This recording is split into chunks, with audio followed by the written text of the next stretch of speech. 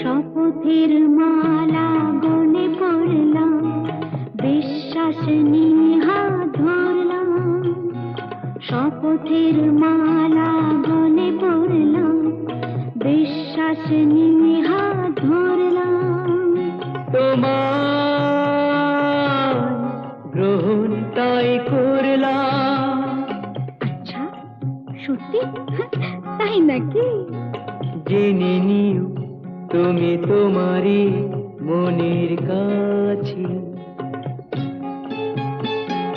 জানো না কি তুমি কোথায় আমার নামটি লেখা আছে।